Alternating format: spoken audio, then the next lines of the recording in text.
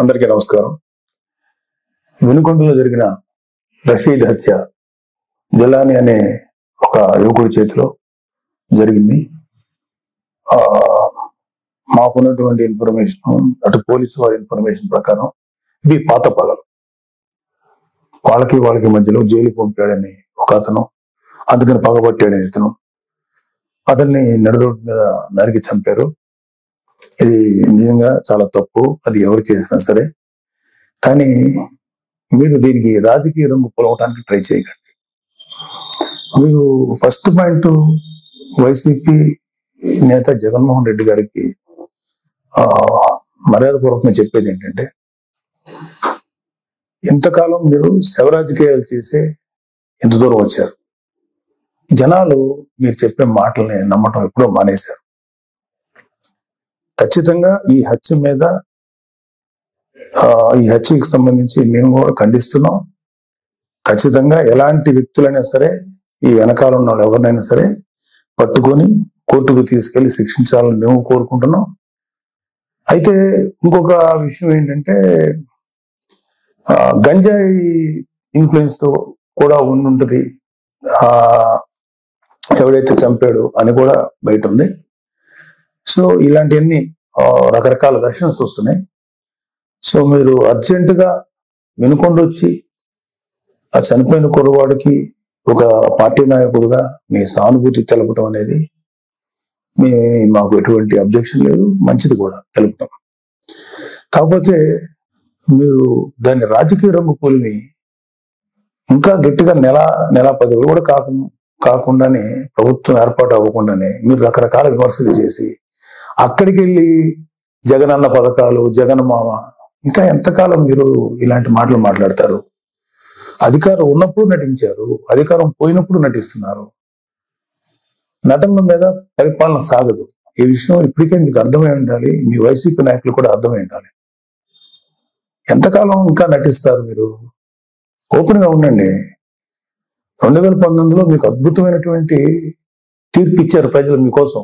దాన్ని మీరు అత్యంత దారుణంగా, దుర్మార్గంగా ఉపయోగించుకొని ప్రజల నెత్తి మీద కాలు పెట్టి తొక్కారు. ప్రజల్ని హింసించి వదిలేరు మీరు.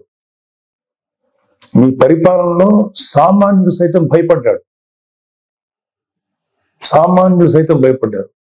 ప్రజల కోసం నిలబడిన కొంతమంది నాయకులు, కొంతమంది కార్యకర్తలు తప్ప ప్రతి ఒక్కరు భయపడ్డారు. ప్రతి వాళ్ళు భయపడ్డారు. మీరు ఇప్పుడు వచ్చేసేసి ఏదో అన్యాయం జరిగిపోయింది, డెఫినెట్ గా ఇది తప్పే, దీన్ని మేము ఖండిస్తున్నాం.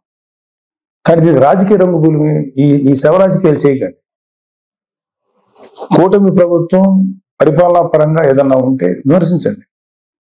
ఇంకా నెల కూడా కాకపోయినా సరే అది చేయలేదు, ఇది చేయలేదు అన్నారు. ఓకే, అది ఎలా చేయాలో మాకు తెలుసు. కూటమి ప్రభుత్వానికి చేసి చూపిస్తాం. మీకన్నా అద్భుతమైన పరిపాలన ప్రజలకు వస్తుంది. మీరు అద్భుతమైన పరిపాలన మీరు చెప్పుకున్నారు. అంతకన్నా దుర్మార్గ పరిపాలన భారతదేశ రాజకీయ చరిత్రలో ఏ రాష్ట్రం జరగల, ఓన్లీ ఆంధ్రప్రదేశ్ లో జరిగింది. అలాంటి దుర్మార్గమైన పరిపాలన మీరు అందించారు. అంటే కొన్ని కోట్ల రూపాయలు, వేల కోట్లు, లక్షల కోట్ల రూపాయలు ప్రభుత్వానికి, ఖజానాకి గండి కొట్టి, నెక్స్ట్ అసలు అంటే ప్రభుత్వాన్ని సర్వనాశనం చేసి, ఒక గవర్నెన్స్ ఏ విధంగా కొనసాగనివ్వకుండా నాశనం చేసి, మీ పరిపాలనలో లక్షల కోట్ల అవినీతి జరిగితే దాని గురించి మీరు ఎప్పుడు మాట్లాడలేదు. అంటే మీరు పెట్టిన బొక్క, అంటే మన రాష్ట్ర ఖజానాకి కనీసం 2-3 మినిమం 4-5 ఏళ్ళు పడుతుంది మినిమం ముందు ఆ బొక్క పుడ్చడానికి. అంత పెద్ద బొక్క పెట్టి వెళ్ళిపోయారు మీరు ఆంధ్రప్రదేశ్ రాష్ట్రానికి. అర్జెంటుగా అది చేయలేదు, ఇది చేయలేదు. నెల రోజులు కూడా కాలేదు స్వామి. 2019లో పరిపాలన మొదలుపెట్టినప్పుడు 6 నెలలు మాట్లాడలేదు ప్రతిపక్షంలో ఉన్నాం మేము. మీకు అర్జెంటుగా వచ్చేసి అది చేయలేదు, ఇది చేయలేదు. చేస్తారు, ప్రతిదీ చేస్తుంది కూటమి ప్రభుత్వం, ప్రతిదీ చేస్తుంది. చంద్రబాబు నాయుడు గారు కానీ, పవన్ కళ్యాణ్ గారు కానీ నిబద్ధత ఉన్న మనుషులు. ఎలా చేయాలో అలా చేస్తారు. ప్రజలకు ఎంత మంచి చేయాలో చేసి తీరుతారు. మీలాగా పెర్ఫార్మెన్స్ లో దొంగ మాటలు చెప్పి తప్పించుకునే వ్యక్తులు కాదు, గుర్తుపెట్టుకోండి. సరే, ఈ సందర్భంగా మీకు కొన్ని సింపుల్ క్వశ్చన్స్ అడుగుతాను. దానికి మీరు ఆన్సర్ చెప్పగలిగితే వెరీ హ్యాపీ. మీరు ఇవాళ వినుకొండకు వచ్చి ఆ కుర్రోడు గురించి చెప్పారు, ఐఎమ్ ఓకే ఫర్ దట్. కానీ దానికి ముందు మీ అధికారం ఉన్నప్పుడు, మీరు సీఎంగా ఉన్నప్పుడు ఒక దళిత్ డ్రైవర్ని చంపేసిన మీ ఎమ్మెల్సీని అతని తప్పుని ఖండించకపోగా మీతో పాటు సగర్వంగా తిప్పుకున్నారే, అది తప్పని మీకు అనిపించలేదు? అప్పుడు అది దుర్మార్గంగానే, అది క్రూరంగానే అనిపించలేదా మీకు? డాక్టర్ సుధాకర్ అనే ఒక ఆయన్ని ఉద్యోగం ఊడబెరికి పిచ్చోడిని చేసి రోడ్ల మీద చొక్కా కూడా లేకుండా పోలీసులతో తన్నించి, మీ యొక్క అనుగు పోలీసులు తన్నించి ఆఖరికి అతను చచ్చిపోయేలా చేశారే, అప్పుడు మీకు ఎటువంటి కామెంట్ చేయాలనిపించలేదా? వాళ్ళ అక్కని కొంతమంది వైసీపీ కార్యకర్తలు, గూండాలు సెక్సువల్ గా హెరాస్ చేస్తుంటే అడ్డుకున్న అమర్నాథ్ అనే బీసీ కుర్రోడిని, మైనారిటీ తీరిన కుర్రోడిని పెట్రోల్ పోసి కాల్చి చంపేశారు కదా, అప్పుడు కూడా మీకేమి రియాక్ట్ అవ్వలేదా మీరు? అప్పుడు కూడా కనీసం ఒక మాట మాట్లాడలేకపోయారా మీరు?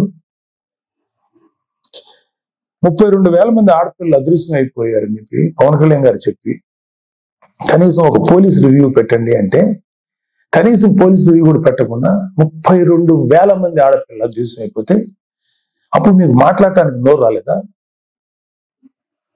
ఇప్పుడు మీ కార్యకర్తలకు లేకపోతే మీ వాళ్ళకి అన్యాయం జరిగిపోతుందని ఇంత మాట్లాడుతున్నారే, మీరు అప్పుడు కూడా మాట్లాడుంటే ఇప్పుడు మీరు మాట్లాడిన మాటకు విలువ ఉండేది. మళ్ళీ చెప్తున్నాను, అక్కడ వినుకొండలో జరిగింది నాకున్న సోర్సెస్ ప్రకారం అది పర్సనల్ గ్రడ్జి, ఇద్దరు వ్యక్తుల మధ్యలో జరిగిన గడ్జి తప్ప రెండు పార్టీలకు సంబంధించినవి కాదు. అది మీరు ఖచ్చితంగా మీకు త్వరలోనే పోలీసు నిజాలను నీకు తేలుస్తారు, మీకు ఆన్సర్ చెప్తారు. అలాగే మీ వైసీపీ నాయకులు సామాన్య ప్రజలు అంటే నెలకు ఒక 10,000 20,000 సంపాదించే వాళ్ళు ఏదో వాళ్ళ పూర్వీకుల ఆస్తులు 100 గజాలు 200 గజాలు 300 గజాలు 400 గజాలు ఉంటే వాటిని అడ్డగోలుగా కబ్జా చేసి భయపెట్టి స్వాధీనం చేసుకున్నారే, అది మీ దృష్టికి రాలేదా? ఇన్ని కేసులు చూసాం మేము ప్రజలు దొరుకుతుంటే. ఏ రోజు మీ నోట్ల నుంచి ఒక్క మాట కూడా రాలేదా? అది రైట్ అంటారా? ఏపీ ల్యాండ్ టైటిలింగ్ యాక్ట్ అని పెట్టి ప్రజల ఆస్తులను కాజేయటానికి మీరు ఎంత కుట్ర పన్నారు, దాన్ని మేము సమర్థవంతంగా ఎదుర్కొని ప్రజలకు తెలియబెట్టాక ప్రజలు వాళ్ళు సేవ అయ్యారు మీ దుర్మార్గమైన పరిపాలన నుంచి. అది మీకేమి తెలీదా? నిజంగా ప్రజలు ఇవాళ రెండోసారి రాకుండా ప్రజలు తమను తాము కాపాడుకున్నారు కూటమిని ఎన్నుకోవడం ద్వారా. అరే నా కళ్ళ ముందు నేను చూశాను, జంగారెడ్డిగూడెంలో ఒక 20-25 మంది సామాన్యమైనటువంటి పనులు చేసుకునేవాళ్ళు కల్తీ సారా తాగి చచ్చిపోతే మీరు శాసనసభ సాక్షిగా ముఖ్యమంత్రి అయ్యండి ఇది సహజ మరణాలు న్యాచురల్ గా చచ్చిపోయారంటారా? కల్తీ సారా తాగి చచ్చిపోతే కనీసం విచారించి ఆ కుటుంబాలకు ఏదైనా ఎక్స్గ్రేషియం ఏదైనా ఇచ్చి కదా మీరు మాట్లాడాలి. ఇది సహజ మరణాలు, ఒక కాన్స్టిట్యూషన్ ఎంతమంది చచ్చిపోతారంటారా? అది మీకేమి అసలు మీకు ఇచ్చేమనుకుంటున్నట్టు కూడా అనిపించలేదు. అప్పుడు కౌలు రైతులు కొన్ని వేల మంది ఆత్మహత్యలు చేసి చచ్చిపోయారు. వాళ్ళకి కనీసం సింపతి చూపించకపోగా ఏమాత్రం కొద్దిపాటి సాయం కూడా చేయలేదు మీ ప్రభుత్వం, వైసీపీ ప్రభుత్వం. వాళ్ళ కుటుంబాలు రోడ్డు పడిపోతుంటే వాళ్ళ కనీసం సానుభూతి కూడా లేదు మీ దగ్గర నుంచి. అదే తప్పు కదా మీకు? వాళ్ళ పిల్లలు రోడ్లు పడిపోయి నాశనం అయిపోతుంటే అదే రైతులు భరోసా, రైతులకు మీరు ఇచ్చేటువంటి ఇదే. ఒకసారి వెళ్ళి చూడండి, ఆంధ్రప్రదేశ్కి ఒక రైతును అడగండి వైసీపీ ప్రభుత్వం మీకేం చేసిందో.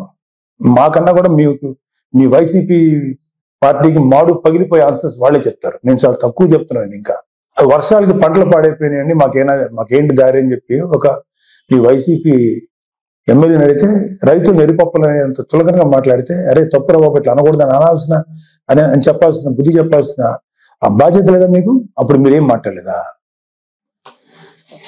ఏమంటే మీ పరిపాలనలో గంజాయి డ్రగ్స్ విచ్చలవిడిగా అమ్ముడైనయే, విచ్చలవిడిగా జనాల్లో చలామణి అయినాయి. బ్లేడ్ బ్యాచ్లు దుర్మార్గ మనుషులు తయారయ్యారే, ఎంతో మంది జీవితాలను పొట్టను పెట్టుకున్నారే. ఆ గంజాయిని ఆపాలను లేకపోతే ఆ డ్రగ్స్ ని కంట్రోల్ చేయాలనేటువంటి ఆలోచన మీకు రాలేదా? ఎందుకు వస్తుంది? మీ ఎమ్మెల్యేలు మీ కార్యకర్తలు ఎవరైతే ఉన్నారో ఇలాంటి పనులు చేసి వాళ్ళు అడ్వాంటేజ్ పొందుతున్నారు కాబట్టి మీరు కూడా ఏం మాట్లాడలేదు. ప్రజల పక్షాన్ని నిలబడి పోరాడుతున్న పవన్ కళ్యాణ్ గారు, చంద్రబాబు నాయుడు గారు ఇలాంటి నాయకుల్ని మీరు వాళ్ళ విధి విధానాలను విమర్శించకుండా వాళ్ళ వ్యక్తిగతమైన జీవితాల్లోకి ఎంటర్ అయిపోయి వాళ్ళ కుటుంబాన్ని రోడ్డుకి ఇచ్చాలని ట్రై చేసి వాళ్ళ ఫ్యామిలీస్ మీద మాట్లాడినప్పుడు మీకు కనీసం చెవుకుంటున్నట్టు అనిపించలేదా? ఇదే మీరు చేసిన నిర్వాహకం. ఇప్పుడు వచ్చేసి మహానుభావులాగా ఒక మెస్సాయి లాగా వచ్చి మాట్లాడుతున్నారా మీరు కానీ మీ నాయకులు ఎవరైనా సరే? ఎప్పుడు తెలుసుకుంటారు మీరు? ఇప్పటికైనా తెలుసుకోండి. ఇప్పటికైనా తెలుసుకొని చేసిన తప్పుల్ని మీరు సరిదిద్దుకోండి. అట్లానే ఇప్పుడు అర్జెంటుగా ఇప్పుడు సెంట్రల్ గవర్నమెంట్ ఢిల్లీకి వెళ్ళిపోయి ధర్నా చేసేసి రాష్ట్రపతి పాలన పెట్టమంటారా? ఏమన్నా కొంచెం మీకు ఆలోచన ఉందా? మీకు సలహాలు ఇచ్చే వాళ్ళు ఎవరో ఇంకా తెలియట్లేదు మాకు. సజ్జలు లాంటి వాళ్ళు ఎప్పుడు వెళ్ళిపోయారో ఉన్నారో తెలియదు, లేదా అలాంటి సలహాలు వింటున్నారేమో. అర్జెంట్గా రాష్ట్రపతి పాలన పెట్టాలా? నిజంగా రాష్ట్రపతి పాలన పెట్టాల్సి వచ్చిన పరిస్థితిలో ఉంటే మీ పరిపాలనలో ప్రజావేదిక కూల్చినప్పుడే పెట్టాలి రాష్ట్రపతి పాలన. అది మీ దుర్మార్గమైన పరిపాలనని పెట్టాలి. అప్పుడు పెట్టలేదే సార్. మీరు రేపు జరగబోయే సభలకి అటెండ్ కాకుండా ఉండటానికి ఓ కొత్త నాటకాన్ని, కొత్త స్టేజ్ క్రియేట్ చేసుకుంటున్నారు. ఢిల్లీ వెళ్ళాలని ఓ పని చేయండి. మీరు వెళ్తే వెళ్ళండి ఢిల్లీ, మాకే అబ్జెక్షన్ లేదు. కానీ రేపు శాసనసభలో మీటింగ్ జరగబోతున్నాయి కదా, దానికి మీరు రండి. మిమ్మల్ని వ్యక్తిగతంగా అనొద్దని చెప్పి నా పర్సనల్ గా నేను బీజేపీ, టీడీపీ, జనసేన ఎమ్మెల్యేని రిక్వెస్ట్ చేసుకుంటాను. మిమ్మల్ని వ్యక్తిగతంగా ఏమి అనొద్దని చెప్తాను. మీరు ధైర్యం వచ్చి మాట్లాడండి. శాసనసభని ఫేస్ చేయడానికి ఎందుకండి అంత భయం మీకు? రండి, ధైర్యంగా రండి. మీకు ప్రతిపక్ష హోదా ఇవ్వకపోయినా ఓ ప్రస్తుతానికి ఉన్న 11 మంది ప్రతిపక్షాలను ఫీల్ అవుతాం మేమందరం. క్వశ్చన్ చేయండి. కూటమి ప్రభుత్వాన్ని శాసనసభలోనే అడగండి. రోడ్ల మీదకి వచ్చి మాట్లాడితే ఎట్లాగా? ఇలాంటి పెర్ఫార్మెన్స్లు ఎందుకు? అధికారం ఉన్నప్పుడు పెర్ఫార్మెన్సే, అధికారం లేనప్పుడు పెర్ఫార్మెన్సేనా? ఇలాంటి ఇలాంటి ఇలాంటి కథలు చేయకండి ప్లీజ్. ఇప్పటికైనా తెలుసుకోండి. మీ మీద మాకు వ్యక్తిగతంగా ఎటువంటి కోపం లేదు, ఎటువంటి ద్వేషం లేదు. ప్రజలకి నష్టం జరుగుతుంది. ప్రజలు మీ వల్ల దారుణంగా నష్టపోతున్నారు. కొన్ని వందల మంది, వేల మంది ప్రజలు ఆత్మహత్యలు చేసి చచ్చిపోయారు మీ యొక్క అకౌంట్ లో. అప్పుడు అది తప్పు అని చెప్పి మేము గట్టిగా ఫైట్ చేసాం. ఇప్పుడు ఇప్పుడు ఇప్పుడు జరిగే ప్రతిదాన్ని మీరు రాజకీయ కోణం నుంచి చూస్తారా? అండ్ ప్రతి చావుని, ప్రతి చిన్న సైజు గొడవలు ఏదైనా సరే మీకు దుర్మార్గమైన ఇదిగా కనపడతాయా? మీకు రాజకీయ కోణంలో కనపడతాయా? ఇంకొక డైమెన్షన్ చూడటం చేత కదా మీకు? చేయండి. నేను ఇప్పటికైనా సరే మీరు గట్టిగా ఫైట్ చేయండి. కూటమిలో కనుక ఏదన్నా తప్పులు జరిగితే తప్పులు నిలదీయండి. అంతకన్నా దొంగ మాటలు, దొంగ కబుర్లు, పిచ్చి కబుర్లు చెప్పకండి. మీకు ఒక పేపర్ ఉంది, మీకు భజన చేసేటువంటి కొన్ని మీడియా సంస్థలు ఉన్నాయి, పర్లేదు, వాటిని మీరు ఉంచుకోండి. కానీ మాట్లాడేదానికి, లేకపోతే మీరు ఏదైనా ఒక వ్యక్తిని నేరస్తుడిగా చేసేదో, లేకపోతే ఒక వ్యక్తిని రెస్పాన్సిబుల్ గా చేసేదానికి ఒక ఇంగితంగా, ఒక సెన్సిబుల్ గా ఉండాలి. నేను అసలు మాట్లాడకూడదు, నాకెందుకు, నేను పార్టీ పనిలో చేసుకునేవాడిని, నాకు ఈ పొలిటికల్ గా నేను మాట్లాడకూడదని నేను ఇంతకాలం మాట్లాడాను. ఎన్నిసార్లు గత 40 రోజుల నుంచి ఓదరగొడుతున్నారు. అధికారం శాసనసభలో ప్రమాణ స్వీకారం చేసిన మొదటి రోజు నుంచి ఏం చేయట్లేదు. వెయిట్ చేయండి, అన్నీ చేస్తారు. అలాగే మీ వైసీపీ ప్రభుత్వ హయాంలో మీ నాయకులు, మీ రౌడీలు, మీ మాఫియా ఎమ్మెల్యేలు అందరూ ఎలాంటి దుర్మార్గాలు చేశారు, ఎలాంటి తప్పులు చేశారు, ఎన్ని వేల కోట్ల రూపాయలు కుంభకోణాలు చేశారు, అవన్నీ లిస్ట్ వస్తాయి. అవన్నీ బయటకు వస్తాయి. తగిన శిక్ష పెడుతుంది. మీరు మీ సొంత బాబాయ్ చనిపోతే కనీసం రెస్పాన్స్ లేని మీరు ఎలా మాట్లాడతారండి? ప్లీజ్, ఇది కరెక్ట్ పద్ధతి కాదు. ఇప్పటికైనా నేర్చుకోండి, ఇప్పటికైనా తెలుసుకోండి. ఎప్పటికైనా చెప్పుడు మాటలు, పిచ్చి మాటలు వింటాం మానేయండి. ఒక మంచిగా మనం ఎలా చేద్దాం. రేపు పొద్దున 10 ఏళ్ళు ఉంటారు, 15 ఏళ్ళు ఉంటారు ఈ కూటమి ప్రభుత్వం వాళ్ళు. ఆ తర్వాత మీరు వస్తారు. నాకేమి మీరు రాకూడదని అనుకోవట్లేదు, మీరు రండి. బట్ మీరు చేసిన పెద్ద బొక్కకి కనీసం 15 ఏళ్ళ పాటు వీళ్ళుంటే ఆ తర్వాత మీరు మళ్ళీ వచ్చి చెదురు. కానీ ఈ లోపుగా మీరు రియలైజ్ అవ్వండి, మంచి దారిలో నడవండి, మంచి పద్ధతిగా నడవండి. దుర్మార్గపు వ్యక్తుల సలహాలు తీసుకోకండి. మీరు కూడా దుర్మార్గం ఆలోచన పక్కన పెట్టండి. నీతి నిజాయితీగా జెన్యూన్ ఉంటా ట్రై చేయండి. మేబీ జనాలు ఒక 10 ఏళ్ల తర్వాత, 15 ఏళ్ల తర్వాత మిమ్మల్ని గౌరవించవచ్చు, రెస్పెక్ట్ చేయొచ్చు. ఇలాగా అనవసరమైన మాటలు మీరు కానీ, మీ ఎమ్మెల్యేలు కానీ ఇవ్వండి, ఒక 6 నెలలు టైం ఇవ్వండి, చేస్తారు. మీరు అనుకున్నవన్నీ చేస్తారు.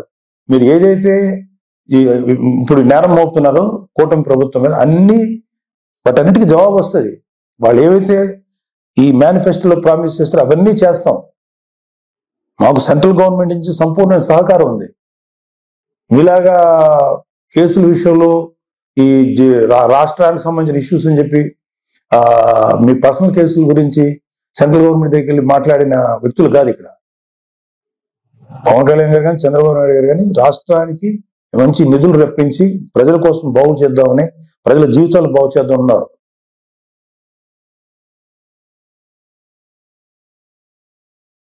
తెలుసుకోండి ఇప్పటికైనా. 10 ఏళ్ళ తర్వాత 15 ఏళ్ళ తర్వాత మళ్ళీ అవ్వచ్చు. మీరు ఇంకా చాలా వయసు ఉంది. దొంగ మాటలు మాట్లాడు లేదా పిచ్చి మాటలు మాట్లాడినంత మాత్రాన జనాలు గొర్రెలా నమ్మరండి. జనాలు చాలా చాలా ఇంటెలిజెంట్ పీపుల్. వాళ్ళు ఎవడు మంచోడో, ఎవడు చెడ్డోడో, ఎవడు ఎలాంటి వాడో ప్రజలు చాలా కూలంకషంగా గమనిస్తారు. త్వరలోనే మేము కూటమి ప్రభుత్వం మీకు సరైన ఆన్సర్ చెప్తుంది. ఇవన్నీ అయిన తర్వాత వెళ్ళండి. మీరు ఢిల్లీ వెళ్ళి ధర్నాలు చేసుకుంటారా, రాష్ట్రపతి వాళ్ళు పెట్టాలి కోరుకుంటే చెప్పండి. వాళ్ళకి సహేతుకమైన కారణాలు చెప్పండి. అడగటానికి రాష్ట్రానికి అర్జెంట్గా రాష్ట్రపతి పాలన గురించో అది పెట్టాలని అర్థం ఉందా? కొంచెం ఉందా మీకు? భారతదేశానికి స్వాతంత్రం వచ్చిన తర్వాత ఆఖరికి యూపీ లాంటి రాష్ట్రాల్లో కూడా, బీహార్ లాంటి రాష్ట్రాల్లో కూడా జరిగినటువంటి అరాచకం ఆంధ్రప్రదేశ్ జరిగింది మీ 5 ఏళ్ల ప్రభుత్వ పాలన హయాంలో. అది మీరు గుర్తుపెట్టుకోండి. పిల్లి కళ్ళు మూసుకొని పాలు తాగితే ఎవరు చూడలేదు అనుకోకండి, అన్ని చూస్తున్నారు.